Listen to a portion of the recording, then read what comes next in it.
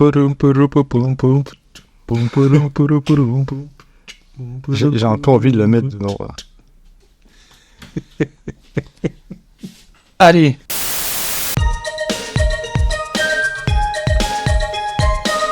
Bonjour et bienvenue pour un nouvel épisode des Derniers de la classe, le podcast qui t'attrape par le col, tu vois, là, quand t'as fait une bêtise, après il prend ton carnet de correspondance, après il convoque tes parents, après quand tes parents ils arrivent et qu'ils se rendent compte que c'est un immigré de deuxième génération qui est prêt à tuer ses gosses, tu vois, si jamais ils font des bêtises à l'école, là d'un seul coup il se détend, tu vois, il se dit non mais finalement c'est pas si grave, bon il y avait des efforts à fournir, mais calmez-vous, arrêtez de le frapper s'il vous plaît. Bien évidemment que ça ne s'est jamais produit, hein, si vous êtes un ancien instituteur ou un ancien prof du collège Paul Éluard à Montreuil, bien évidemment que vous ne vous êtes absolument pas reconnu dans ce que je viens de dire. Comment ça va West ? Je suis toujours accompagné du flamboyant West. Comment ça va ? Ça va, dis donc il y a des anecdotes, et en plus ça lâche des noms de collège et de lycée. J'ai eu un PTSD. Et c'est un peu le concept des derniers de la classe. Hein. Oui. On est censé prendre les carnets, mais à la fin on se dit allez, ça passe. C'est pas si naze. Bon, on va faire un jeu. T'es prêt ? Tu dois répondre par oui ou par non très très vite. Oui. C'est parti. T'aimes les dessins animés ? Oui. T'aimes les films ? Oui. Eh ben ça tombe bien. Oui. Parce que aujourd'hui, on va parler de 2 adaptations en dessin animé de 2 films. Qui sont sortis coup sur coup d'ailleurs, hein, un an d'écart, quoi, 97-98. C'est ça, exactement. Donc aujourd'hui, on s'attaque à Men in Black. Yo. Oui, tu peux le dire. Et Godzilla de Roland Emmerich, ou Roland Emmerich, va savoir comment... c'est Emmerich. Emmerich. Il est germanique. Ok. C'est une info, c'est une vraie info ? Oui, c'est une vraie info. Ben, c'est parti. Jusqu'à ce qu'on va me dire non, mais c'est une vraie info.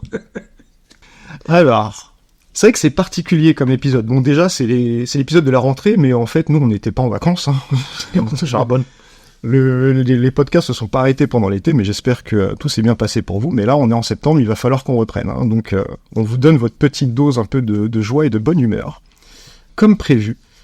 Et ça nous ramène à une époque, en fait, ces 2 dessins animés qui est assez rigolote. Enfin, ces 2 dessins animés, parce que en fait, ils sont intimement liés au film.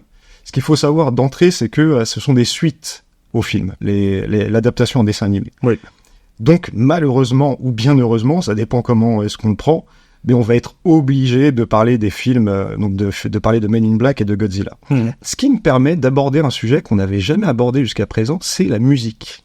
Parce que, dans des temps immémoriaux, on utilisait en fait la musique comme moyen de promouvoir le film. Alors, de quelle manière ? En fait, c'est que les artistes proposaient des sons qui étaient juste des sons intimement liés au film. C'est-à-dire que c'était pas des sons importés. Ouais. On va dire que c'est l'inverse de la stratégie Gardien de la Galaxie. Je suis pas en train d'insulter le film, hein, mais c'est juste pour bien comprendre que Gardien de la Galaxie, c'est une espèce de best-of de plein de musiques différentes. Mais là, en l'occurrence, on demandait à un artiste de vraiment faire un son qui était lié au film. Et ça a été de tout temps, quoi. Là, je pense à c'est Ray Parker qui faisait la musique, Ray Parker Junior, je crois, qui faisait la musique de Ghostbusters. Donc le fameux Who You Gonna Call, c'est vraiment, en fait, c'est une musique originale, mais c'est un vrai son, tu vois, que tu pouvais acheter en CD, enfin en vinyle pour le coup, et qui était juste pour le film Ghostbusters. Ils l'ont fait d'ailleurs pour la suite avec Run DMC, je crois. C'est Run DMC qui faisait le son Ghostbusters 2, qui était assez ouf aussi. Et là, on passe à un gap parce que non seulement donc il y avait le son original en fait de l'artiste, mais en plus il y avait le clip. Donc là, il faut bien comprendre que en termes marketing, on est sur un truc le plus agressif possible, quoi. C'est-à-dire que déjà, à l'époque, les blockbusters, il n'y en avait pas des dizaines qui sortaient pendant l'été. Oui. On était sur quoi ? Sur une moyenne de peut-être 2-3 max. Plutôt. Et donc, il faut comprendre que il y a pas Internet, donc déjà les blockbusters américains, ils sont triés sur le volet. Tout ne nous arrive pas nécessairement. Enfin, je parle tous les films américains ne nous arrivent pas. Et donc, quand il y a un blockbuster, on parle de plus de 100 millions de dollars de budget. Et ça s'accompagne d'une campagne marketing relativement agressive avec des trailers assez ouf, le fameux money shot, etc. Déjà, t'es blindé de ce genre d'images. Tu vas au cinéma, tu te prends les bandes annonces, t'achètes ta VHS, tu te prends des bandes annonces, t'achètes les premiers DVD d'ailleurs. Ils mettaient des bandes annonces aussi au début.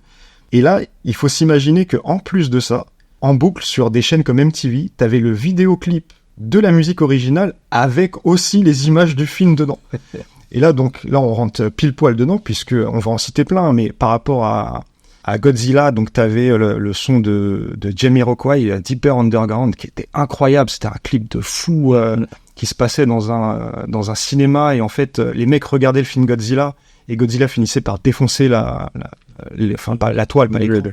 Et c'était quasiment tourné en plan séquence, donc avec Jamiroquai qui devait passer de fauteuil en fauteuil, avec un raz-de-marée, des explosions qui lui passaient à côté du visage. Le clip est complètement dingue.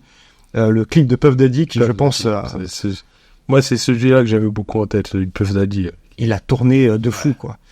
Je sais plus avec qui il le fait, parce que c'est un rocker. Putain, je suis désolé, j'ai plus le nom en tête, mais le morceau s'appelait Come With Me.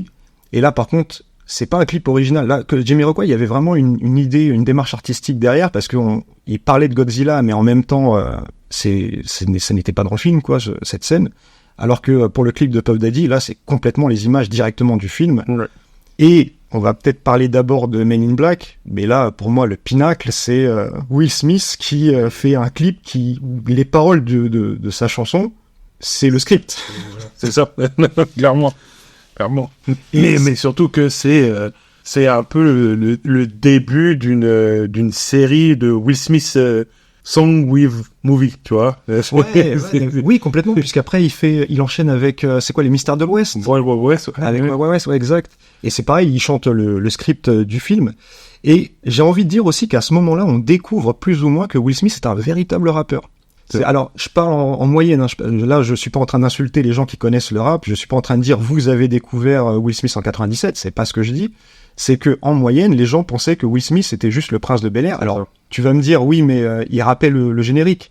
Mais la grosse différence, c'est que on n'entendait pas le générique en soirée, dans des bars, dans des boîtes de nuit, tu vois. Là, Men in Black, il tourne dans tous les coins possibles, que ce soit à la télé, que ce soit à la radio, etc. C'est un vrai carton, le son qui s'appelle Men in Black, je crois. Oui, je crois le morceau. Et en fait, on se rend compte que, putain, oui, en fait, c'est un rappeur, et donc le Fresh Prince était effectivement son nom d'artiste.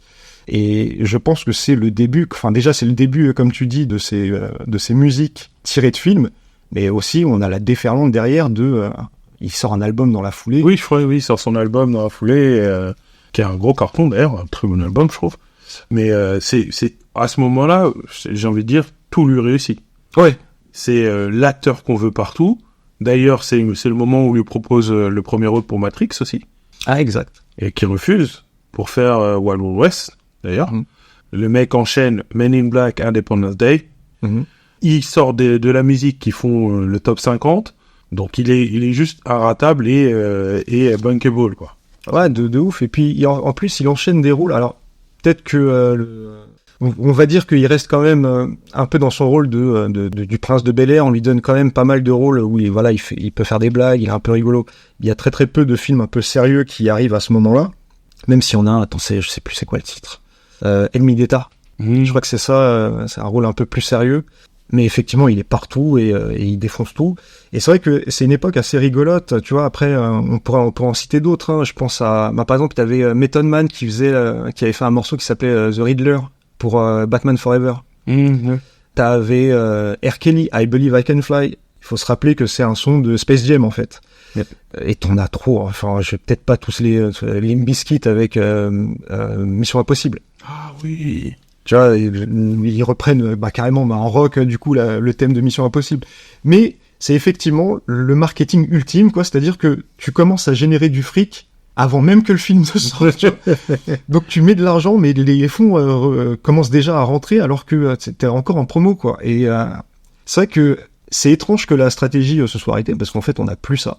Mais comme on n'a plus, il y a plein de trucs qu'on n'a plus vraiment, tu vois. Je pensais à ça récemment, mais c'est hors sujet. Mais on n'a plus vraiment de films à la Hot Shots, tu vois, ou les films des frères Zaz, des films qui sont vraiment parodiques, mais à fond. Les films de Leslie Nielsen ou des gens comme ça. C'est vrai qu'on a perdu tout un pan de ce genre de trucs, mais les chansons. On en a encore, mais elles sont pas forcément orientées. Elles sont promotionnelles, mais elles sont pas forcément orientées en racontant le film ou en faisant. Je sais que le dernier son là de Beyoncé pour Black Panther 2, C'était le son promotionnel du film, donc on te l'a balancé comme étant le son promotionnel du film. Je crois qu'il a quand même un petit truc par rapport à l'histoire. Moi, j'ai pas vraiment ce que c'était, mais c'est vrai que c'est plus comme avant. C'est plus comme le Men in Black, quoi, faire un son qui te décrit le film que tu vas voir ou qui fait une référence directe et te donne envie d'aller voir le film. Voilà, qui te montre que c'est la chanson du film et que, en gros, quand tu l'écoutes, ça te rappellera le film et vice versa. Quoi. Ouais. C'est pas le cas des nouveaux sons. Tu peux écouter le son de Beyoncé. Je suis certain qu'ils ne savent pas que c'est fait partie de la BO de Black Panther. Et en même temps, c'est le genre de son où tu te dis que peut-être dans 10 ans, ce son-là, il serait réutilisé dans un autre film. Alors que le morceau de Will Smith, Men in Black, personne ne peut y toucher, quoi. À moins de faire une référence directe au film. C'est ça. Mais justement, ça peut pas être comme dans Les Gardiens de la Galaxie, c'est-à-dire que tu peux pas ramener un best-of avec ce genre de morceaux, quoi. C'est vraiment des morceaux qui sont liés au film et point. Et c'est vrai que, mais vraiment, marketingment parlant, je trouve ça fou, quoi. C'est extrêmement intelligent parce que tu regardes les bandes annonces où t'as pas envie d'aller voir le film et les bandes annonces te donnent pas envie. En fait, t'allumes ta radio et t'as quand même ta radio qui te dit si, va voir le film, en fait, parce qu'il va se passer ça dans le film et machin. Et c'est vraiment une grosse stratégie assez fâchée. Et donc ça nous permet d'enchaîner directement sur Men in Black, parce que au final Men in Black c'est colossal. Oui. Alors, et donc qu'est-ce que c'est Men in Black West?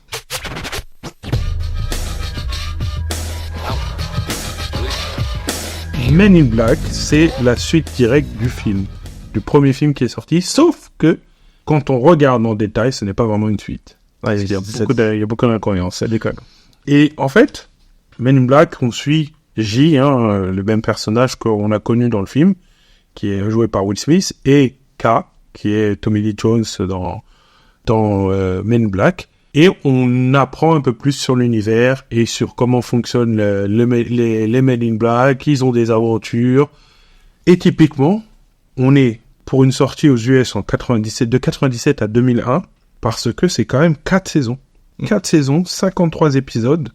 Donc sorti à l'époque sur Kid Warner Bros, donc Kid WB. Et en France, on a ça à partir de 98. Sur M6 Kid.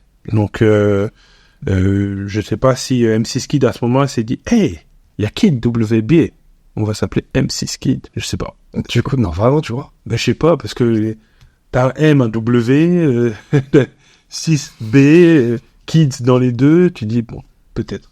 Non, mais en fait, c'est quand même une grosse série, et c'est une grosse série qui a fonctionné.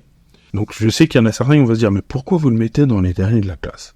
Et en fait, pour moi, je le mets dans les derniers de la classe parce que son rayonnement a été affaibli par le film. Les films ont si bien marché que la série, en fait, en a profité. Ça reste la série des Men in Black. Et quand on pense à cette époque, c'est pas l'une des premières séries qui vient en tête. On va sortir d'autres. Jumanji, peut-être. La famille de la jungle, peu importe. On va sortir des dessins animés de la même année, de la même période. Mais Men in Black ne sera pas dans les premiers qui apparaîtront dans votre mémoire. Vous pouvez le tester.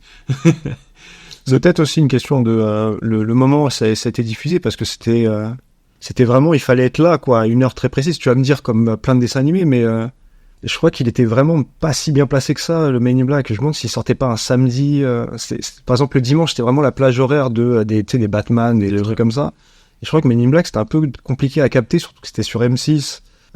Et de mémoire, ouais, ça devait être le samedi, donc ça vient pas forcément en tête. Faudrait voir, en fait, comment les Américains le perçoivent, mais c'est vrai que pour nous, je pense pas qu'on l'ait vu tant que ça, au final. Pourtant, il y a eu beaucoup d'épisodes de diffuseurs. Oui, ça. Vraiment. Ce qui est marrant, quand même, c'est quand on compare avec le film, c'est que l'année de sortie aux États-Unis du film et l'année de sortie du dessin animé est la même année. Est-ce qu'on ne résumerait pas très rapidement le film? Oui, bien sûr. Ah oui. Parce que c'est vrai que si jamais on parle, parce qu'on va quand même parler, en fait, de Men in Black, le dessin animé, mais pour recontextualiser, donc, l'histoire de Men in Black, c'est des super agents de la frontière, en fait, c'est des gens qui sont au poste de l'immigration, mais intergalactique. Donc, en fait, leur taf, c'est de juste attraper des migrants, de les tuer parfois, et de les tuer, de les capturer ou de les renvoyer sur leur planète. Donc, blague à part, même si c'est pas vraiment une blague, en fait, parce que c'est vraiment, en plus, c'est vraiment pas vraiment une blague parce que le film s'ouvre par donc l'agent c'est K, Tommy Lee Jones. Oui. Donc par l'agent K qui justement arrive à la frontière avec le Mexique, je crois, ou un truc comme ça. Et t'as justement des gens qui essayent de passer la frontière et lui intercepte donc avec les shérifs qui sont là. Donc ils arrivent avec leur fameux costume tout noir et leurs lunettes. Ils en prennent un à pas et en fait on se rend compte que c'est un extraterrestre. Donc en fait l'idée du film c'est que les aliens sont parmi nous et parfois en situation irrégulière. Certains font des conneries ou pas. Et donc il y a une division gouvernementale d'agents extrêmement spéciaux puisqu'ils doivent perdre leur identité, ils doivent tout quitter pour intégrer cette équipe. Ils sont une espèce d'entité sans visage, c'est-à-dire qu'ils ne représentent plus que leur costume, c'est-à-dire des hommes en noir. Et donc mettre la main sur ces aliens, les débusquer, puisqu'ils sont camouflés sur notre planète. Ils peuvent être déguisés en êtres humains, ils peuvent être déguisés en autre chose, ça on le verra aussi dans le dessin animé. Mais je pense à un chien notamment dans le film, où ça peut être vraiment tout et n'importe quoi. Et il s'avère donc que Will Smith, qui je sais plus c'est quoi son vrai nom dans le film, je sais même pas s'il est dit. James quelque chose, en tout cas ça commence par J puisque on a l'impression que la lettre qui est utilisée en tant que Men in Black, c'est la première lettre du prénom. C'est ça, ça doit être un truc comme ça. Et il s'avère que lui est un policier qui tente d'arrêter un criminel, et il s'avère que ce criminel donc est un alien. Et l'agent K en fait s'en rend compte, et donc il se trouve, c'est un truc qui est dit dans le film, que l'alien en question est une race qui court très très vite, ou qui est capable de trucs surprenantes en termes de performance physique. Et J arrive à le rattraper à pied. Et donc il décide de le recruter parce que visiblement c'est quelqu'un d'extrêmement fort, etc. Chose qui ne sera plus jamais utilisée dans le film. C'est-à-dire que juste on t'a dit que Will Smith il sait courir très vite dans le film, c'est oublié à l'instant même où on change de scène. Hein. J'ai jamais vraiment compris pourquoi est-ce que c'était si important au début. Mais donc sur cette base-là, il va être recruté et en fait ça va plus ou moins être un buddy movie, oui. Très classique en fait des années 80, enfin surtout des années 80. Je pense à 48 heures de plus avec Nick Nolte et comment ça s'appelle, et Eddie Murphy. C'est-à-dire qu'on a le briscard blanc qui va apprendre à la nouvelle recrue noire le métier, et donc le noir va être plus ou moins le comic relief, et le vieux briscard va lui montrer avec un sérieux, un vrai sérieux en fait les rouages du métier. Donc Will Smith devient l'agent J et vont devoir arrêter une race alien extrêmement belliqueuse visiblement, puisqu'en fait elle dévore littéralement les êtres humains, une espèce de cafard géant. Oui, elle veut conquérir l'univers. Elle veut conquérir, c'est ça. Ouais. Et voilà, c'est un film comique. Clairement, c'est un film comique. Et donc, là, on revient au dessin animé. C'est la suite directe, mais on va en reparler. Comme tu dis, c'est pas vraiment la suite directe, c'est très étrange. C'est la suite directe du film. Et c'est exactement la même chose, c'est vraiment un dessin animé comique. On est vraiment on est dans la blague. Oui, on est dans la blague complètement. Et ce qui est marrant, c'est que des films avec des aliens, on en a. Il y en a des films et des séries. Là, ce que Men in Black a apporté, on va dire, à ce moment-là, je sais pas si Mars Attack est déjà sorti à l'époque ou sort après, mais c'est un côté humoristique. On a des monstres, mais on n'a pas que on a des aliens, mais pas que des aliens façon Alien. Le film, c'est pas que des aliens méchants. On voit des aliens en fait qui sont gentils, qui sont faibles des fois aussi, et donc on se retrouve à sympathiser, on va dire, avec ces aliens, enfin avec certains aliens. D'autres sont comme l'ennemi du premier qui est en gros un gros cafard, etc. Donc c'est complètement dégueulasse. Mais ce côté où on voit déjà, je trouve qu'au niveau que ça soit au niveau du film ou même de la série, la manière dont sont faits les aliens, en fait, c'est souvent original, c'est très bien fait. On n'est pas sur les aliens qu'on retrouve à l'époque, dans le Star Wars ou dans un truc où en gros, limite, c'est que des humanoïdes qu'on retrouve. Là, on a des trucs qui n'ont pas forcément une forme humaine. Et pour moi, à l'époque, c'est rafraîchissant de voir ça. C'est vraiment ce panel visuel et cette imagination qu'il y a derrière la série et le film. Un autre point intéressant dans cette série, c'est que pour la version française, le doublage est fait par les mêmes doubleurs que le film. Donc on a Greg Germain, qui est un peu la voix officielle de Will Smith, on va dire, et Claude Giraud, qui fait Tommy Lee Jones. c'est lui aussi qui faisait la voix de Ulysse dans Ulysse 31. Donc on a des grosses pointures pour un dessin animé, mais c'est parce que c'est pas n'importe quel dessin animé, c'est quand même le dessin animé de Men in Black, ce gros film, quoi. Bah, en fait, c'est ça le truc. C'est que, alors déjà, on peut peut-être, avant de rentrer dans un peu plus en détail, on va peut-être raconter ce qui se passe dans le dessin animé, parce qu'on est effectivement très proche du film. Donc moi, déjà, ça me pose un problème. Là, j'avoue, j'ai pas passé un moment incroyable en revoyant la série. La série, on s'en rappelle beaucoup pour le générique, le générique, il est ce qu'il est, et c'est mortel. Moi, j'aime beaucoup ce générique, j'aime beaucoup la musique du générique, et je pense que comme beaucoup au final. Mais bon, déjà, le premier problème, c'est que le film, spoiler alert, mais à un moment, vous avez cliqué sur un podcast qui s'appelle Men in Black, ben, tant pis pour vous. À la fin du film, l'agent K, demande à ce qu'on lui efface la mémoire. Ce que j'ai pas dit dans le film, et c'est aussi une des spécificités des Men in Black, c'est que du fait de leur intervention, eux, ils doivent garder le secret. Les aliens ne sont pas sur Terre. Donc, si jamais ils doivent arrêter un alien et qu'il y a des témoins, ils ont en fait un outil qui permet d'effacer la mémoire à l'aide d'une espèce de flash, une lumière extrêmement violente, et ils peuvent réécrire, on va dire, la mémoire à court terme de quelqu'un. C'est-à-dire, vous n'avez rien vu, au final, vous venez de vous réveiller, un truc comme ça. Et il demande donc à J d'augmenter, on va dire, la dose pour lui effacer totalement la mémoire. Et donc il le reset. Donc le film se termine par l'agent K qui n'est plus un Men in Black. Il est reset voilà. Ce qui est super bizarre d'ailleurs parce que même dans le film ça n'a aucun sens puisque on voit que pour entrer chez les Men in Black tu dois te faire effacer les empreintes digitales. Ouais. Donc ça veut dire que ce mec n'existe littéralement plus du tout dans la timeline. Donc c'est très étrange mais bon. Après, ils ont fait une suite. Bon, c'est là où ça déconne. Ils ont fait une suite parce qu'au final, tu peux très bien dire, bah, il a disparu et on sait pas ce qu'il est devenu. Mais là, on est vraiment dans la suite du film. Mais l'agent K est là comme si de rien n'était. C'est ça. Déjà, il y a un premier souci là-dedans. Mais on va dire que ce serait un truc de tatillon de venir casser les pieds là-dessus. Moi, là, ce qui me pose un problème, en fait, sur le dessin animé. Déjà, le dessin animé, je le trouve très bien. Je le trouve très beau. Pareil, on va parler, en fait, de ceux qui l'ont fait. Enfin, notamment une personne, je trouve, qui mérite vraiment toute notre attention. Mais moi, je le trouve très bien réalisé, le dessin animé. En même temps, il y a aussi un déluge de moyens pour que ça fonctionne. C'est pas n'importe qui est derrière en termes de production. Mais malgré ça, il y a un truc qui me dérange, c'est que, comme tu dis, le dessin animé se démarque pas. Il a vraiment, en fait, c'est vraiment l'idée on va faire comme Men in Black. Donc l'idée de Men in Black, le côté comique de Men in Black, c'est que J ne connaît pas le métier. Et J, c'est Will Smith. Donc c'est Will Smith avec tout ce que ça implique, Will Smith, c'est-à-dire tout le background de Le Prince de Bel-Air, tout le côté un peu mec sympa sur lequel il a vraiment misé toute sa carrière en fait. Et donc le fait que t'aies un jeune un peu cool, tu vois, qui apprend le métier avec un vieux briscard comme Tommy Lee Jones, qui je trouve est un acteur brillant par ailleurs, je trouve que on va dire le ressort comique du film fonctionne. Sauf que là, on est donc on est techniquement à la fin du film. Et à la fin du film, il a affronté une race alien extrêmement énervée, tu vois. Et c'est comme si ça n'avait pas existé, parce que il est toujours aussi loser. Oui, c'est vrai que je me rappelle pas si toutes les saisons ça se passe comme ça, mais c'est vrai que la première saison, on est toujours au truc où il lui dit tu conduiras pas la voiture, par exemple. Ouais. Tu vas marcher avec ton criquet parce que les autres armes, on va pas te les donner. Donc le criquet, pour rappel, c'est genre au moment de choisir ses armes, bah Tommy Lee Jones prend un gros flingue.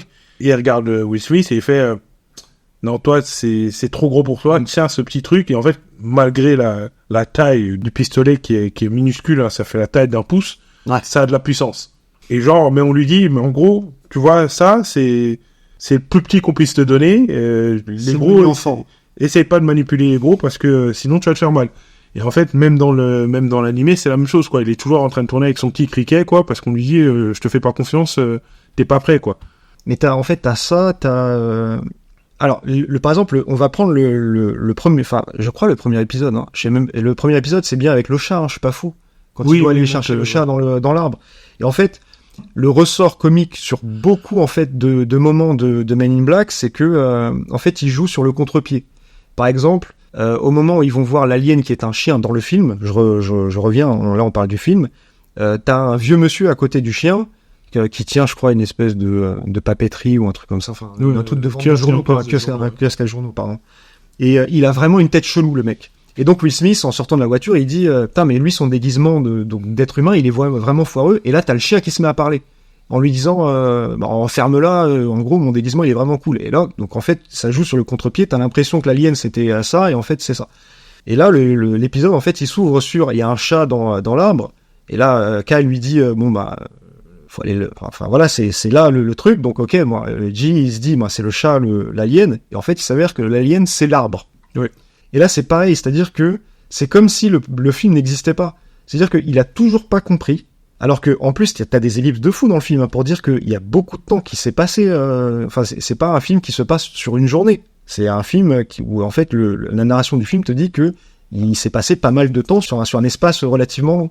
Et là c'est comme si en fait il découvrait encore les rouages du truc, et en fait on est un peu, j'ai l'impression, on stagne dans une espèce de logique humoristique, ce qui fait que ça vole pas très haut. Donc voilà, il monte dans l'arbre, mais au final c'est l'arbre le méchant, le chat en fait il avait rien fait, et puis c'est un alien extrêmement vénère, et tout l'épisode c'est une grande blague pour dire que J c'est un loser, complètement c'est un loser quoi. Alors que, et c'est là où pour moi c'est vraiment un gros souci, c'est que encore ça fonctionnait dans le film parce que c'est Will Smith, là c'est un dessin animé, c'est pas Will Smith. Ouais. C'est juste un personnage dessiné, tu vois, par un artiste brillant d'ailleurs, un artiste de la bande dessinée qui a fait tout le chara design. Mais ça marchait avec l'acteur, avec le visage de Will Smith. Mais il y a un côté où tu te dis, vous êtes en train de nous expliquer que c'est une agence gouvernementale ultra énervée, avec des agents qui sont censés être en mesure d'affronter des races extraterrestres, qui doivent tout abandonner pour pouvoir intégrer cette unité. Moi j'entends ça, c'est la Légion étrangère, plus le GIGN, plus le RAID, plus tout ce que tu veux, plus, tu vois. C'est genre tu dois être le sommet de l'humanité. Et comment ça se fait que c'est un loser à ce point, tu vois, mais ça veut rien dire. En fait, il y a une explication dans le film, dans la série, pardon, c'est que il te présente J en tant que élève désordonné. En fait, pour la scène d'entrée, et d'ailleurs ce qui se passe dans cet épisode, c'est K qui lui dit mais tu ne lis pas les documents qu'on t'a donnés, tu ne suis pas ta formation. Parce qu'il lui dit, quand l'autre il fait mais comment j'aurais pu savoir que c'était pas le chat, il fait il lui donne un document, il fait regarde c'était dans le document qu'on t'a fourni. Et en fait c'est ça. Et le premier problème qu'il a, c'est qu'il quand il tue l'espèce de, parce que le premier épisode en fait il tue un espèce d'alien qui ressemble un peu à un escargot, et du coup en le tuant lui, toute l'espèce en fait veut éliminer J, et c'est la même chose. À partir du moment où il le tue, K lui fait mais pourquoi tu l'as tué en fait? C'est écrit dans le guide du Men in Black que tu ne dois pas tuer cet alien, sinon t'as toute la population, etc. Et en fait c'est genre J, c'est le mec, je suis freestyle et je ne suis pas les règles, j'y vais en mode je connais, je sais, je vais m'en sortir. Mais tu vois bien qu'en fait c'est étrange parce que imagine on redescend de niveau et on fait un film sur le raid. Et là en fait tu vois bien que ça peut pas marcher. En fait tu peux pas avoir un mec qui dit oui mais moi je suis très fort pour tirer sur des gens, mais par contre je ne lis pas les documents qu'on me donne. Non, t'es censé faire partie de l'élite. Là avec Men in Black, dans la logique de Men in Black, ces mecs là justement, ils sont plus que des êtres humains, limite, parce que ils sont en dehors. Comme j'ai dit, ils ont plus d'empreinte digitale. En fait, on efface totalement leur existence de la planète. C'est-à-dire que plus d'accroche, t'avais une femme, t'en as plus, t'as des enfants, t'en as plus, quoi. Donc c'est vraiment, là en plus, le sacrifice, il est très haut, et tu donnes tout pour la cause. Et c'est pas genre, on va attaquer des terroristes, enfin des gens comme ça, tu vois, des êtres humains. Là, ça peut être, comme tu dis, une race alien si vénère qu'elle est capable de te retrouver aux confins de la galaxie. C'est ça. Tu peux pas être un loser. Non, et donc, oui, d'accord. Dans le film, je répète, ça peut fonctionner parce que c'est des acteurs, parce qu'on voit le visage de Will Smith, parce que on a tout ce background de buddy movie. En fait, on a compris la logique. En fait, c'est ça le truc. C'est que comme on a compris la logique de ce type de film, et ce type de film en plus assez, au final, avec très peu de budget, en vrai. Mais là, c'est comme si c'était un buddy movie où, effectivement, on a injecté des millions, ce qui est littéralement le cas. Hein. Oui, on a injecté des millions, et donc ça fait quelque chose d'encore plus gigantesque. Là, ça peut fonctionner, mais là, on parle d'un dessin animé. Et donc, dans le dessin animé, j'arrive pas à comprendre comment... En fait, je suis détaché. Alors oui, c'est un dessin animé comique. Donc, tu vas me dire, t'as pas à être si attaché à ce qui se passe. Mais pour moi, il y a un double truc qui marche pas.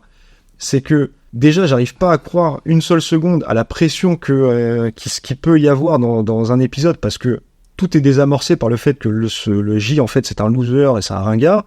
Et donc, en fait, le fait d'essayer de mettre de l'enjeu dans un épisode, pour moi, de fait, ça ne peut pas fonctionner.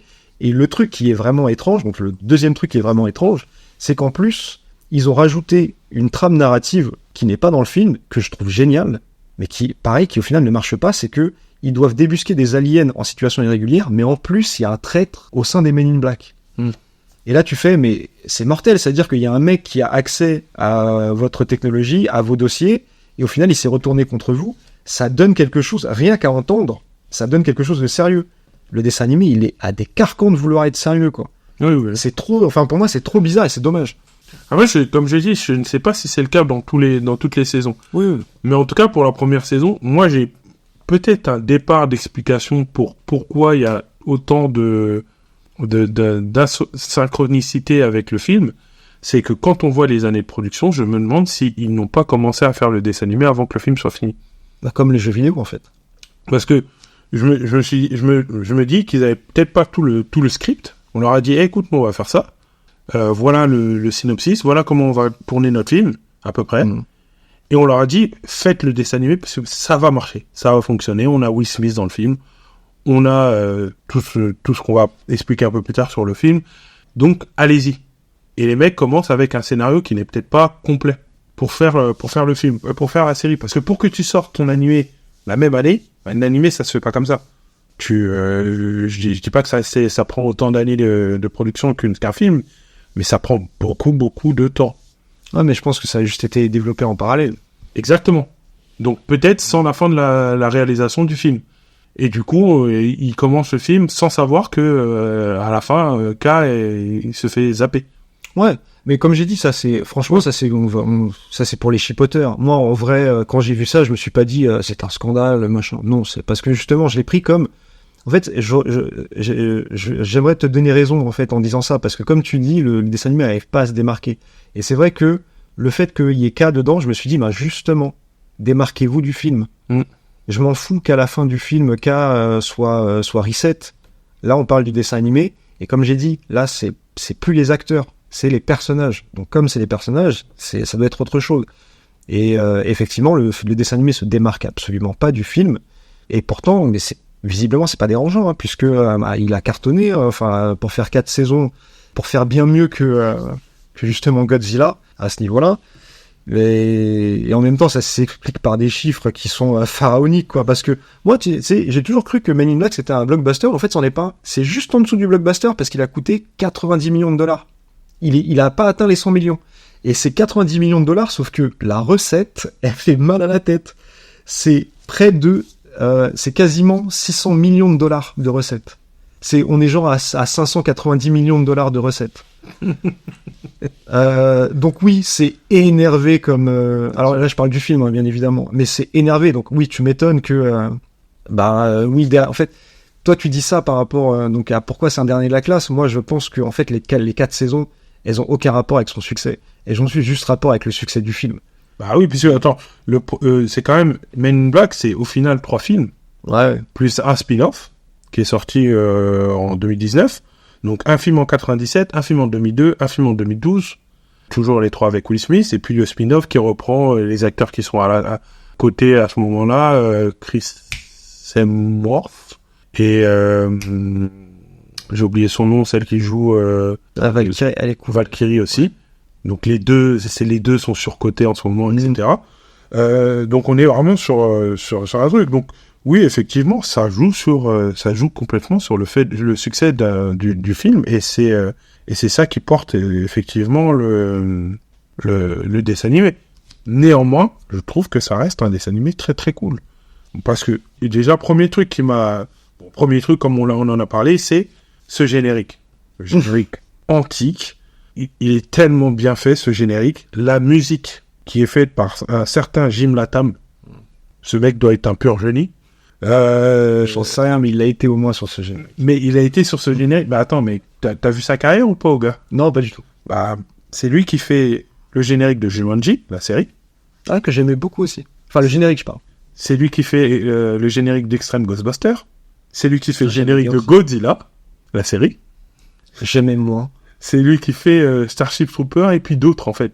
Il est super actif pendant cette période-là sur toutes ces séries-là, d'autres qu'on va discuter, mais toutes ces séries-là, c'est lui qui fait les musiques pour tout ça, quoi.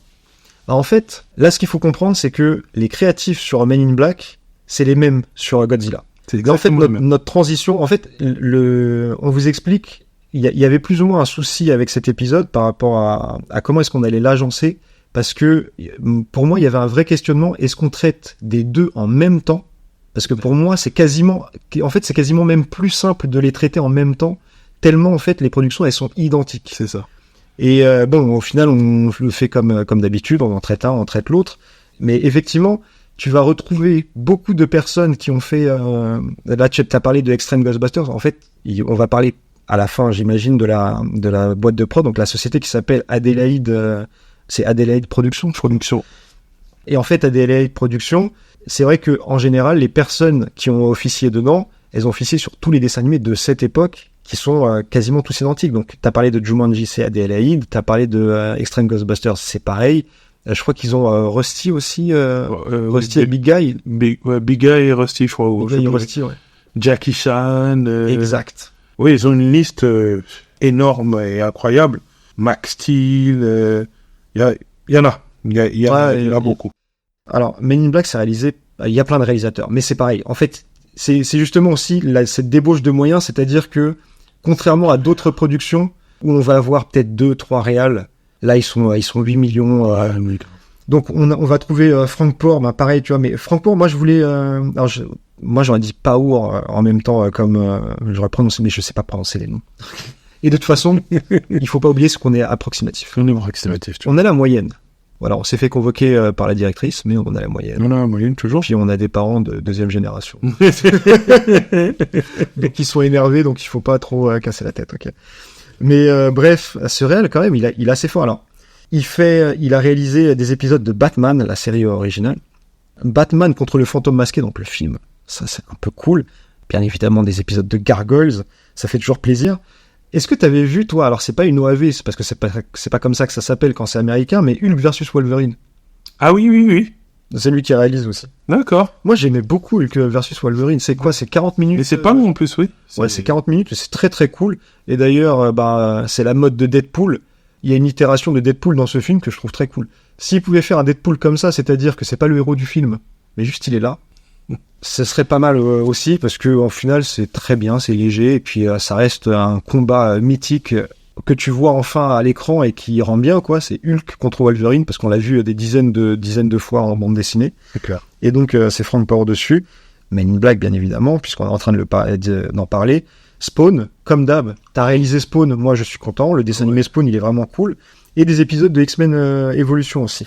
Donc ça c'est que c'est réel, hein. Après, derrière, il a fait d'autres trucs, comme, j'ai envie de dire, comme les autres, du storyboard, des trucs comme ça, du chara-design. Mais en tant que réalisateur, déjà, il a ça sur son CV. Et derrière, t'as Nathan Chiu, et lui, ça va me permettre de faire une double transition, puisqu'il faut aussi parler des producteurs exécutifs, en fait, sur ces séries. Mais Nathan Chiu, lui, il en réalise 2, Godzilla et Men in Black. Donc lui, il a parfaitement compris le truc. Mais ce qui est cool avec Nathan Chiu, c'est que c'est un chara-designer. Donc tu vois, il est chara-designer sur Men in Black, il est chara-designer sur...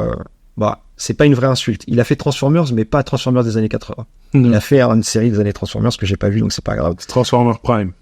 Rescue Bots. Mais j'ai pas vu, donc je m'en fiche. The Mask. Oh. Mais en fait, tu vois, c'est des gens qui gravitent autour des adaptations de dessins, enfin de films en dessin animé. Mais The Mask, c'est cool. Mais en fait, tu sens, parce que même dans Men in Black, tu vas sentir des passages. Donc c'est du storyboard, hein. Donc c'est pas en termes de chara-design ou d'animation pure. Mais en termes d'agencement de scène, en fait, effectivement, quand tu prêtes un peu, quand tu regardes un peu précisément, tu vois en fait des similitudes entre The Mask et Men in Black. Lui, il a vraiment fait que ça, mais je trouve déjà que c'est vraiment pas mal du tout. Et en fait, et c'est ça qui est compliqué, c'est que Adelaide Productions, donc c'est une division de Sony Animation. Sony, on en a parlé donc littéralement dans l'épisode précédent, en fait, où on disait que potentiellement la branche d'animation de Fox son antithèse, ça pourrait être Sony, parce que Sony tentait des trucs et justement mettait un peu plus de sérieux dans les dessins animés. Bah là, on y est en fait. Adélaïde, c'est littéralement, on va dire, l'antithèse de l'épisode qu'on a fait sur Fox Animation. C'est-à-dire que ils mettent de l'argent. Et non seulement ils mettent de l'argent, mais en fait, ils essaient d'avoir une équipe assez compacte de personnes en fait qui vont se retrouver sur toute leur production. Et là, du coup, ça me permet de parler donc de deux actifs qui ont vraiment officié très très longtemps et qui ont chapeauté vraiment quasiment tous les projets, qui sont dans Jeff Klein, qui est à la base qui est un scénariste, mais qui a vraiment été producteur sur quasiment. Mais en fait, il faut voir toutes les séries, mais il les a toutes fait quoi. Il est sur. T'as parlé de Starship Troopers, Max Steel, Godzilla, Men in Black. En fait, c'est lui. Donc Rusty le robot. En fait, je crois que chez nous c'était Big Guy Rusty, mais en anglais ça doit être Rusty the Boy Robot. Et Richard Rennis, qui est pareil. Lui, il est un peu plus vieux. C'est un mec. Il est né en 56. Donc on va dire que lui, c'était le vieux briscard. C'est l'agent K. L'agent K de ce duo. Mais c'est vraiment un duo, quoi. Et lui, c'est pareil. Il a bossé. Alors lui, il a fait plein de trucs. Alors Richard Rennis, par contre, son CV, il est abusé. Ouais. Lui, c'est un mec qui a fait tellement d'épisodes des Simpsons. On lui doit à peu près tout sur les Simpsons. Mais après, par rapport à ce qui nous intéresse, c'est Extreme Ghostbusters, c'est Men in Black, c'est Godzilla. En fait, c'est vraiment la même chose. Et c'est vraiment quasiment toutes les productions d'Adélaïde. Et lui, il en a. Il est aussi sur Jackie Chan. Il est sur tout au final. Ouais. Et donc oui, aussi sur Godzilla, parce que Godzilla, c'est pareil. Ça sort 1 an après Men in Black. Ça devait être, j'imagine, la même chose que Men in Black, c'est-à-dire une débauche de moyens, sachant que là, le film coûte plus cher. J'ai dit Men in Black, c'est 90 millions de dollars. Là, pour Godzilla, je crois que c'est 125 millions de dollars. Donc là, lui, c'est un blockbuster, par contre. Lui, il est vraiment dans la catégorie blockbuster. Mais 125 millions de dollars, 380 millions de recettes. C'est magnifique, hein. Oui, mais c'est pas Men in Black. Réalisé par Roland Emmerich, donc on l'a dit. Et ce qui est drôle, c'est que Roland Emmerich, il est producteur sur le dessin animé Godzilla, du coup, en 98. Alors du coup, qu'est-ce que c'est Godzilla, The Animated Series. Je sais même pas si c'est ça le sous-titre d'un choix. C'est Godzilla. Oui, c'est Godzilla. Godzilla, la série. Godzilla, la série. Ils se prenaient pas la tête, les mecs. Ils ont raison. J'aurais fait pareil. Et Godzilla, c'est une série américo-japonaise. Et c'est complètement normal puisque c'est Godzilla. Oui, c'est l'Ato. C'est l'Ato. Donc, qui est sorti en 98. De 98 à 2000. Sur Fox Kids et TV Tokyo pour le Japon. Et Fox Kids pour les US. 2 saisons, 40 épisodes. Et en France, est sorti en 99 d'abord sur Canal J. Et puis après sur TF, point d'exclamation, la série jeunesse. Moi, je regardais sur Canal J, effectivement. Et qu'est-ce qu'on suit ? On suit la suite de Godzilla, le film, qui est sorti en 98. 98 aussi, donc encore une fois, on est sur la même année. Et donc à la fin du film, Godzilla est éliminé, mais un œuf apparaît. Donc c'est sa scène post-crédit de Godzilla. Et c'est sur cette base-là que reprend la série. Donc scientifique, je sais plus c'est quoi son nom. Nick Tatopoulos. Nick Tatopoulos, voilà, exactement. Qui, en fait, voit l'œuf éclore.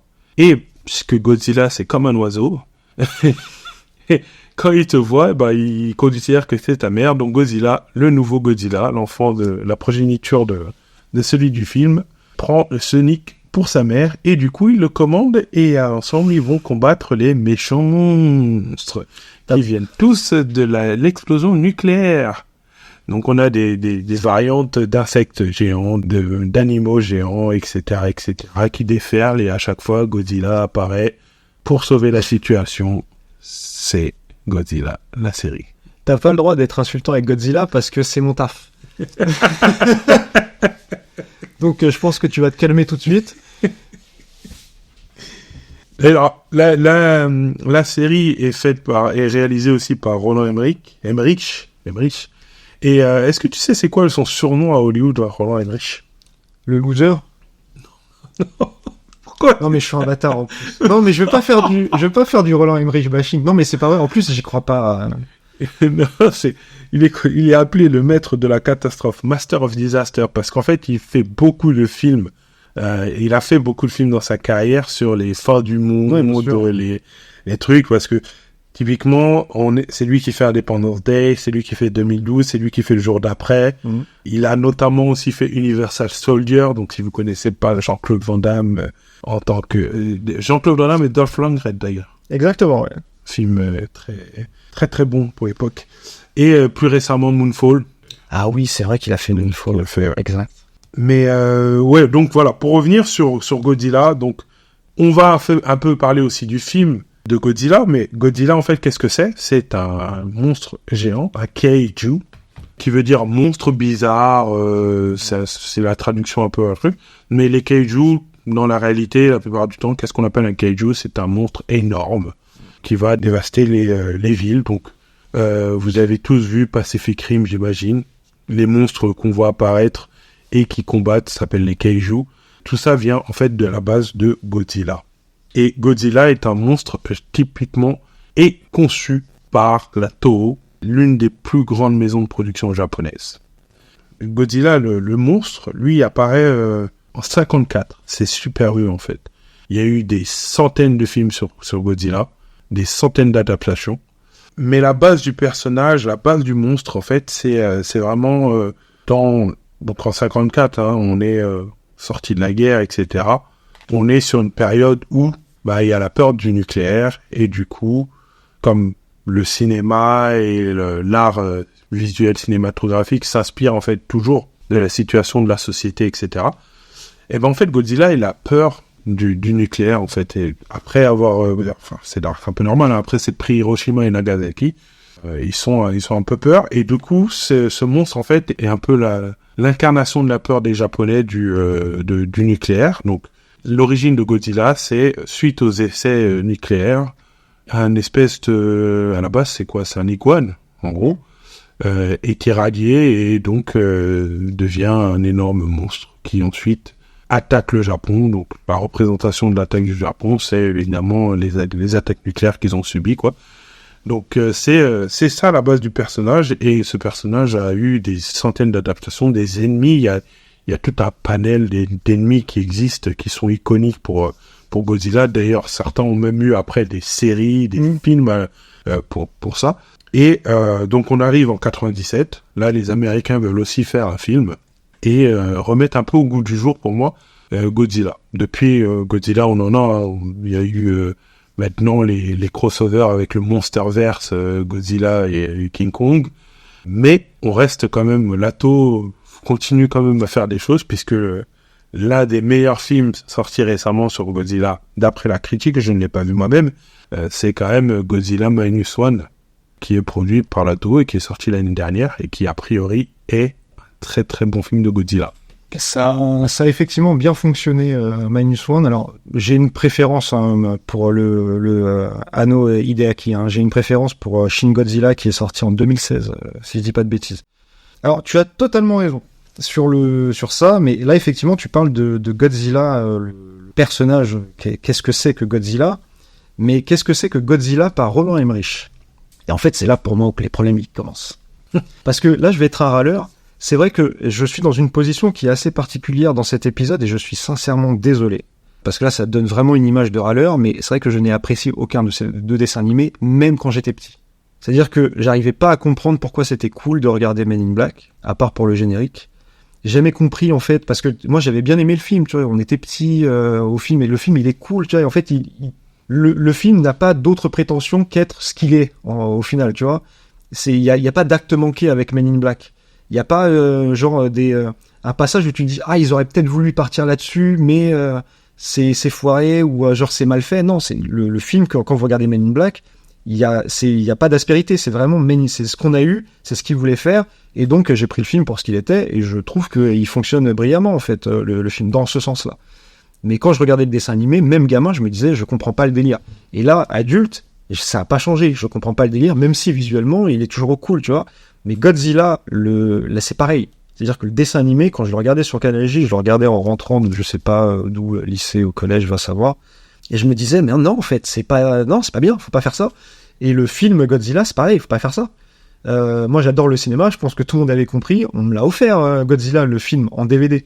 c'est la première fois qu'on m'offre un film, je suis dégoûté en fait. Mais je l'ai encore, hein, mais je suis dégoûté. Quand on me l'a offert, c'était un peu triste, quoi. Tu vois, je me suis dit, mais parce que Roland Emmerich, donc, en fait, il faut bien comprendre que c'est comme s'il y avait deux Godzilla. Il y a le Godzilla américain, c'est-à-dire qu'est-ce qu'ils font avec cette créature mythologique, quasiment, et le Godzilla japonais, le Godzilla, on va dire le Godzilla d'origine, et qu'est-ce qu'il est censé représenter. Donc effectivement, les Japonais, eux, ils l'ont toujours représenté de la même manière, c'est-à-dire que Godzilla, c'est une allégorie. Godzilla, c'est une force de la nature. C'est-à-dire que tu ne transiges pas avec Godzilla. En principe, quand Godzilla arrive, t'es foutu.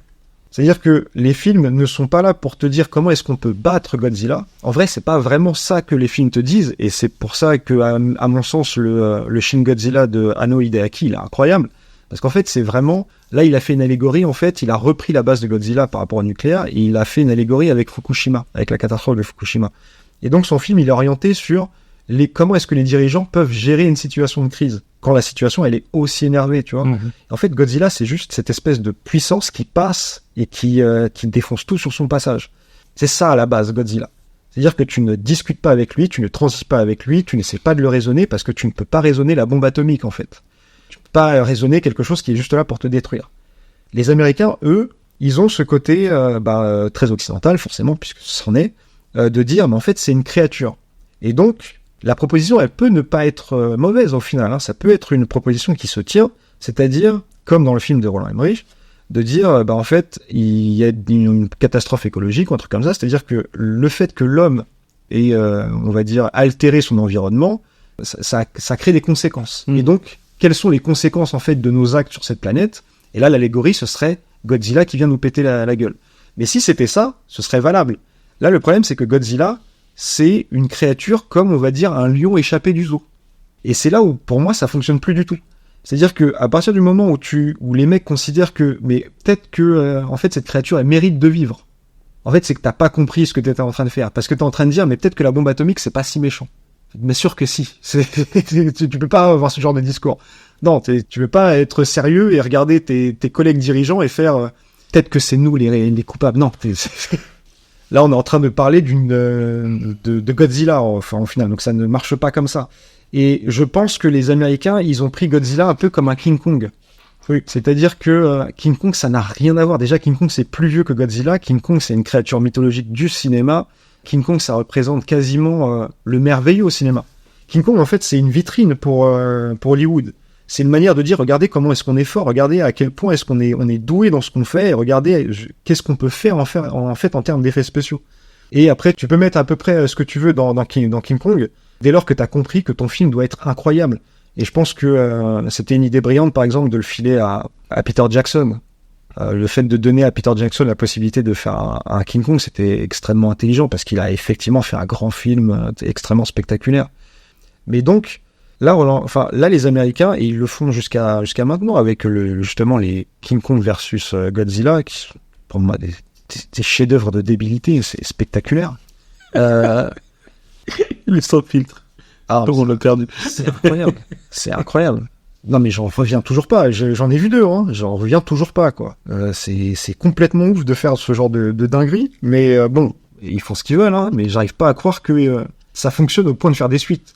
Là, on va dire que le film m'énerve. Enfin, même en 98, hein, quand je le vois, le film m'énerve parce que, en fait, j'arrive pas à comprendre comment est-ce que tu justifies cette espèce de catastrophe complètement aberrante en disant ouais, mais en même temps c'est en fait limite toutes les vies se valent, tu vois. C'est une créature, donc elle mérite. Non, en fait c'est Godzilla.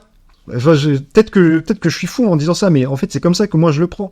C'est-à-dire que c'est une allégorie. Si tu comprends pas que c'est une allégorie, en fait c'est très compliqué. Maintenant le film est ce qu'il est, et là le dessin animé, il reprend à stricto sensu cette logique. Ouais. C'est-à-dire que, comme tu l'as dit, c'est la créature de Nyctatopoulos, c'est son chien, en fait. C'est son chien. Et pendant que lui, il fait ses trucs de scientifique, c'est-à-dire pas grand-chose au final, Godzilla se bagarre à sa place, donc c'est le chien dont le maître se fait attaquer, et qui défend son maître, quoi. Et c'est pareil, en termes de dessin animé, je comprends pas ce que vous êtes en train de faire, mais en même temps, comme c'est la suite directe du film, je peux pas reprocher ça au film, enfin au dessin animé. Je peux pas lui reprocher le fait d'être dans la continuité de ce qu'il est en train d'adapter, tu vois. Donc au final, c'est pour ça que je suis dans une situation compliquée, c'est que j'ai pas grand chose en vrai à dire sur le dessin animé, et j'avais pas grand chose à dire sur Men in Black, parce que je trouve que c'est des propositions qui se tiennent. C'est juste que la proposition de base, là je parle pour Godzilla, pour moi elle tient pas. Mais après le dessin animé, en fait c'est comme s'ils avaient réussi à faire tenir un dessin animé sur des mauvaises fondations. Au final, ça change rien que ça tient quand même, quoi. C'est ça. Oui, quand même, parce que ça a fait 2 saisons, donc c'est pas comme si ça n'avait pas du tout fonctionné. Enfin, encore une fois, ça n'a pas fonctionné. Est-ce que ça n'a pas fonctionné, ou est-ce que c'est parce que le studio a de l'argent et du coup ils disent bon, eh ben on y va, on fait 2 saisons, quoi. Je sais pas, puisque c'est vrai que je sais pas si t'as trouvé ça, mais je sais pas si ça a vraiment des bons chiffres en termes d'audience, quoi. Bah, comme j'ai dit, quand tu prends Men in Black, 90 millions, j'ai dit, j'ai déjà perdu les chiffres alors que je les connais. Un peu moins de 600 millions, ça doit être 590 millions. Donc 90 millions, 590 millions de retours, tu fais, selon moi, bien sûr que tu peux faire une série qui tient 4 saisons. Pour Godzilla, c'est plus compliqué, c'est 125 millions de dollars, c'est 380 millions de recettes, un truc comme ça. Donc c'est pas du tout le même succès, et pourtant ça aurait dû. Après, quand tu dis que Lato elle est derrière parce que c'est à elle. C'est droit d'auteur, ouais. Mais en vrai de vrai, non. C'est Roland Emmerich qui fait cette série. C'est juste que de fait, ils sont obligés de citer Lato, c'est leur jouet. C'est à eux. Je ne crois pas une seule seconde. Je peux me tromper, hein, bien évidemment, mais j'ai beaucoup de mal à croire que les Japonais ont laissé faire ça s'ils sont impliqués. Parce que bien évidemment, l'histoire est jonchée de personnes comme ça qui ont créé une œuvre et qui au final on décide de l'adapter et puis ils s'en foutent en fait. Ils disent oui vas-y fais-le, ils regardent même pas, tu vois, c'est pas grave. Mais là, et ça se trouve, Lato, c'est ce qu'elle a fait. Mais si jamais Lato s'implique dans ce projet, jamais de la vie elle laisse passer ce truc. Donc il y a écrit Lato, mais pour moi c'est juste parce qu'ils ont pas le choix que d'écrire qu'il y a Lato derrière. C'est juste le nom qui est là, parce que ils ont les droits d'auteur. Moi, de souvenir, je me rappelle qu'à l'époque, je trouvais ça génial, c'est un grand mot. Je trouvais ça bien parce que je trouvais que l'animation était bonne, en fait.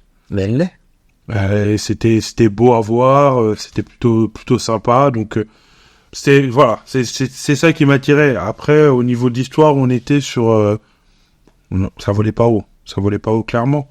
Mais en termes d'animation, on était sur un beau truc, quoi. Donc ça, je sais que c'est ça qui me plaisait à l'époque. Bah en fait, c'est vrai qu'on n'a pas parlé des studios d'animation, mais on pourrait, parce que au final, t'as Seoul Movie qui est derrière. Seoul Movie, c'est pas rien. Pareil, en fait, tu vois, c'est ce que je disais aussi avec Adelaide Productions, c'est qu'ils tiennent en fait les mêmes personnes pour faire les mêmes productions, et donc ils ont travaillé sur Extreme Ghostbusters, sur Freakazoid, sur Godzilla, sur Jumanji par exemple. Donc ils ont fait forcément Men in Black, Mighty Max. Mighty Max, c'est pas du tout mal animé, c'est tout l'inverse, hein. Et jusqu'à tard, puisque moi, je le répète, moi j'aime beaucoup Totally Spies, et ils sont aussi sur Totally Spies. En fait, ce qui est cool aussi avec Godzilla, c'est que, voilà, en fait, ce que je disais, c'est que oui, il y a des réels de talent, il y a des gens qui ont bossé sur Godzilla, qui sont des réels qui pour moi sont bons. T'as David Hartman, par exemple. Lui, il a aussi réalisé Astro Boy, par exemple. Il a fait des épisodes de Starship Troopers. Bon, il a fait beaucoup trop de Transformers différents pour qui m'intéressent vraiment. Mais bon, c'est pas très très grave. Mais en fait, t'as Sam Liu dedans.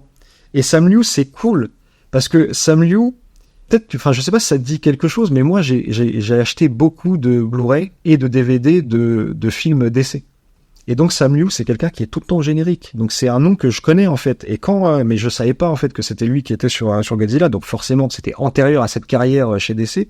Mais Sam Liu, pour bien comprendre, c'est que c'est quand même un mec qui a un sacré savoir-faire. Alors, comme j'ai dit, faut recontextualiser. Il avait peut-être pas à ce point-là en 98. Mais sur son CV, Sam Liu, il a Batman de 2004, il a The Killing Joke, Batman Year One, donc ça c'est les films. Il a Batman et Harley Quinn. Donc, il a Godzilla, il a fait Green Lantern, il a la Ligue des Justices, Dieu et Monstre, qui est un film incroyable, God and Monster, c'est mortel à voir. Il a la série Prenez garde à Batman, que j'aime pas trop. Ça, j'aime pas trop, le truc en animation un peu moche. Il a aussi le film Superman, Batman, Public Enemy, que je trouve vraiment sympa. Ouais. Il est vraiment très très cool. Et là, c'est Sam Liu, là, c'est ce qui fait que, mais même si tu connais pas son nom, tu aimes Sam Liu, c'est qu'il est derrière Young Justice. Oh. Donc tu vois, ouais, c'est vraiment cool. Et il est, après ça, c'est ses réalisations, mais derrière, il est aussi storyboarder, et il est storyboarder sur des trucs qui sont pareils, qui sont vraiment cool. Déjà, il a la DA de Superman, Batman, Apocalypse. Il est aussi cara designer dessus. Donc c'est pas juste un mec qui réalise, enfin juste, on s'est compris. Ah, attends, je vais te couper juste une seconde. C'est Apocalypse ou Apocalypse? Je me suis toujours posé la question. Alors, la planète, c'est Apocalypse. Voilà, la planète s'appelle Apocalypse. Le film s'appelle Apocalypse. D'accord. C'est le film. Mais oui, c'est la planète Apocalypse de Darkseid. Mais là, le film Superman Batman, c'est le film Apocalypse. D'accord. Ok. Et donc oui, il dessine aussi. Visiblement, il fait du chara design, machin. Et il est storyboarder sur Batman et Red Hood. Moi, j'aime beaucoup. Ça, c'est vraiment cool.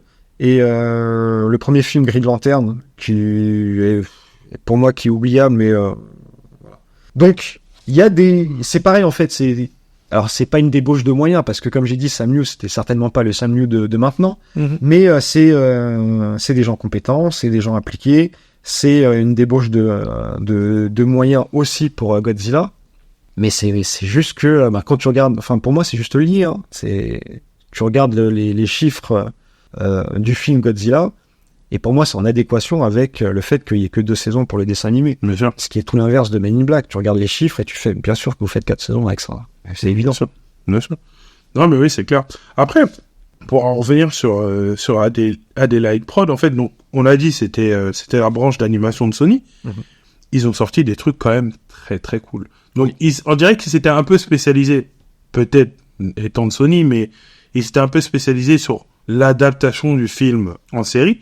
Mais ce qui est marrant, c'est surtout, comme tu disais, c'est qu'ils gardent un corps, en fait. Moi, j'ai regardé des 5-6 pages de profil de réal, de développeurs de la série, le compositeur de la musique, c'est pareil, ils utilisaient le même compo, ils utilisaient les mêmes réalisateurs, les mêmes storyboards.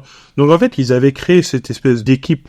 Ils ont, avec cette équipe, développé plus d'une vingtaine de séries qui ont plus ou moins marché. En fait, on se rappelle tous de ces séries, parce qu'en plus, il y en a une bonne partie qui sont arrivées en France, et qui sont en plus de la même époque, de la même période. Donc c'est 95, 96, 97, 98, 99. Principalement qui sont arrivés sur M6 Kids, je sais pas pourquoi, hein. Je sais pas s'ils avaient un deal particulier ou si M6 était justement à la recherche, et donc comme ils produisaient beaucoup, ils les ont pris. Mais Adelaide Prod a vraiment eu son heure de gloire, on va dire. Maintenant, je crois que cette dernière production date un peu de, je crois, de 2012, la dernière production. Je pense que c'est pas 2009. Oui, faut comprendre qu'Adelaide Production, c'est terminé. Hein. Enfin, c'est pas terminé. Ils sont techniquement encore actifs. Voilà. Mais comme tu dis, ils ont plus rien produit. Alors, je sais plus à la date exacte. Hein. Donc, ça se joue effectivement entre 2009 et 2012. Mais il y a plus aucune production qui est sortie de Adelaide depuis ce moment-là. Mais ils sont toujours annoncés comme en fonction. Oui. Ils existent encore. Donc, possiblement, un jour, Sony va se réveiller et sortir ça. Mais effectivement, ouais, ils ont... Moi, de ce que j'ai noté quand même, ils ont fait Boondocks, c'est juste magnifique.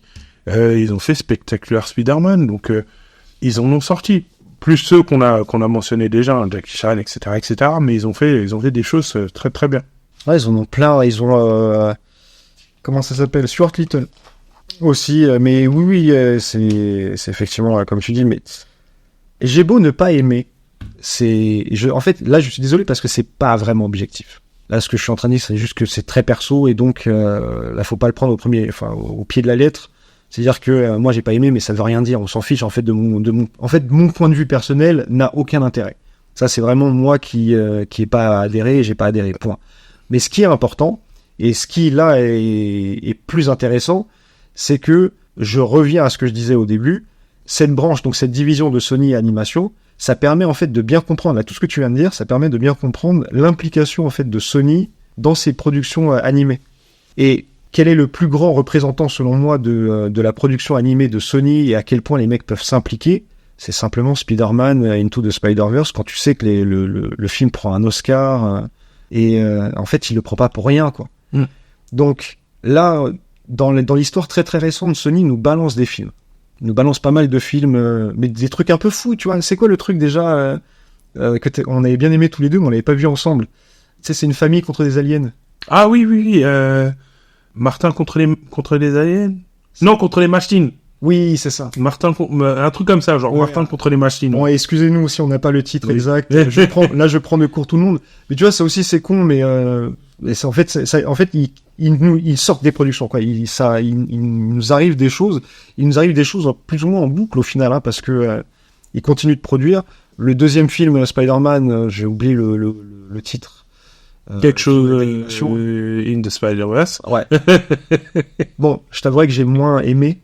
Mais après, c'est pareil, ça c'est pas très important dans ce qui nous intéresse. Lui, je l'ai moins aimé que le premier. En attendant, cette claque phénoménale visuelle que j'ai pris là, tous les univers avec Gwen Stacy qui sont en pastel, ouais, et les décors en fait qui changent selon son humeur. Tu vois, quand elle est triste, tu vois les murs couler, etc. Et juste pour ça, t'as envie de dire mais merci de vous casser un peu la tête, quoi, tu vois. Et en fait, ce qui est drôle, c'est de se rendre compte que c'était déjà le cas il y a 30 ans. Ouais. C'est-à-dire qu'il y a 30 ans, Sony mettait déjà des moyens. Et c'est vrai que c'est tardif, parce qu'au final, cet Oscar en fait de Spider-Man, il arrive très tard. Et c'est quoi, c'est 2018 ? Ça doit être décembre. Le film doit sortir en décembre 2018, donc il doit avoir l'Oscar dans la foulée. C'est très très tardif, mais c'est pas usurpé, quoi. Oui. C'est-à-dire que quand tu vois tout ce que Sony a fait, ça va du très bon au très médiocre, hein. Faut pas se mentir. Alors là, c'est un peu plus objectif, hein. Là, je vais pas développer maintenant, mais il y a effectivement des choses qui sont sorties, c'est pas bien. Mais quand tu regardes en moyenne l'implication et justement la volonté en fait de bien faire, moi je trouve ça plutôt honorable, sincèrement. Et même si, je répète, même si j'ai pas aimé revoir, parce que je les aimais pas déjà à la base, mais revoir Men in Black et Godzilla, il n'empêche que l'esthétique, elle est vraiment présente. C'est sérieux, tu vois. T'as de la réal. Et je pense, là par contre, c'est surtout Men in Black, parce que je trouve qu'il y en a zéro dans Godzilla. Il n'y a pas de réel dans Godzilla, c'est vraiment d'une tristesse aberrante. Mais dans Men in Black, je trouve qu'il y a pas mal d'idées de mise en scène. En fait, on voit qu'il tente. Et rien que pour ça, moi, je suis content, en fait. Je suis vraiment content de voir des gens tenter, et quitte à se rater, en fait, c'est pas grave. Ouais. Non, mais après, même sur... de toute façon, moi, je suis un fervent fan de Men in Black, même la série, quoi, j'adore. J'ai aucun problème avec elle. Mais c'est vrai que le design, on n'en a pas parlé. Mais le design de base vient d'un auteur de bande dessinée. Si, je l'ai dit. Mais c'est vrai que j'ai pas dit son nom. Miguel Ángel Prado. Donc, un mec qui a une grosse carrière aussi. Qui a travaillé pour les Humanoïdes Associés. Qui a fait une collab avec Neil Gaiman sur Sandman. Oui, j'ai vu. Ouais, exact. Donc, ça, c'est très cool. C'est pas n'importe qui. Il a plus d'une dizaine de bandes dessinées qu'il a fait. Donc, un mec assez cool et son style en fait c'est son style de dessin qui est repris pour Men in Black et moi j'aimais bien en fait ce style un peu décalé. Pourquoi ça me fait penser un peu au style qu'on peut retrouver dans les mangas en fait où t'as des personnages qui sont longs, fins, élongés, une tête un peu plus carrée, un peu plus rectangle, etc. Donc chaque personnage en fait a un physique, a un truc. Ça marche complètement pour les aliens, mais ça marche aussi sur les humains, quoi. Chaque humain, chaque personne que tu vois, en fait, a son propre design, quoi. J'avais un dernier point sur Men in Black. Ce que j'ai appris, c'est qu'en fait, il y a un source matériel qui est une BD.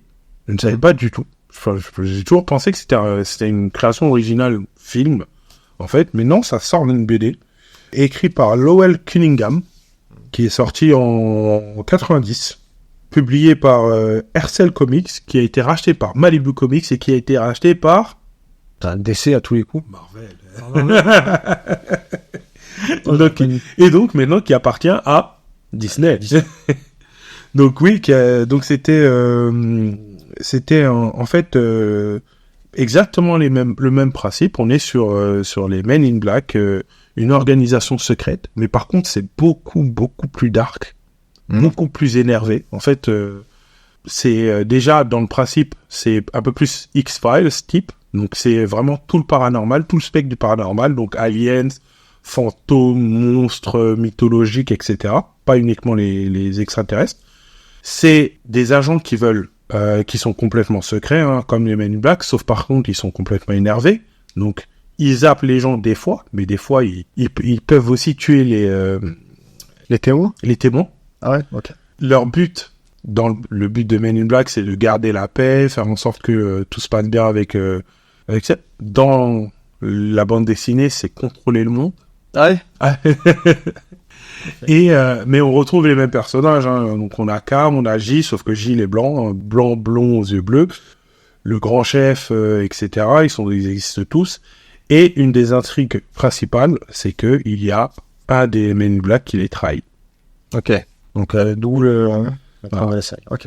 Mais c'est vrai que la série s'inspire plus du film que de ça. Mais à mon avis, pour ça, ils ont dû prendre l'intrigue de la bande dessinée. Ah bah c'est ce que je dis. Alors, essayer de faire cohabiter un truc de la BD qui est plus dark avec le film qui est ultra rigolo, ouais, c'est dur. C'est très très dur. Mais bon, j'ai envie de dire, quand même, regardez ces dessins animés parce que Moi, je vous le conseillerais de reprendre Godzilla. Mais Men in Black, c'est cool. faites ce que vous voulez. Commencez par faites ce que vous voulez. Moi, en tout cas, je regarderai parce que je me suis jamais rendu compte qu'il y avait 4 saisons, donc j'ai envie de voir ce que les 4 saisons donnent. Regardez, mettez-vous sur YouTube le générique de Men in Black, ça suffit. Ça suffit. Mettez-vous dans la voiture juste après avoir écouté le podcast. Exactement. Merci West. Merci Toki. Nous on se dit au mois prochain pour une spéciale film 2. Parce que sachez que ce que vous venez d'écouter, en fait on s'est dit on va parler de dessins animés qui adaptent qui sont adaptés de films. Et ben en fait il y en a plein. Mais voilà, de manière complètement arbitraire selon nos envies, comme d'hab j'ai envie de dire, on va en reparler et potentiellement le mois prochain. D'ici là, regardez des dessins animés, parce que c'est cool. C'est cool. Ciao tout le monde. Ciao, ciao.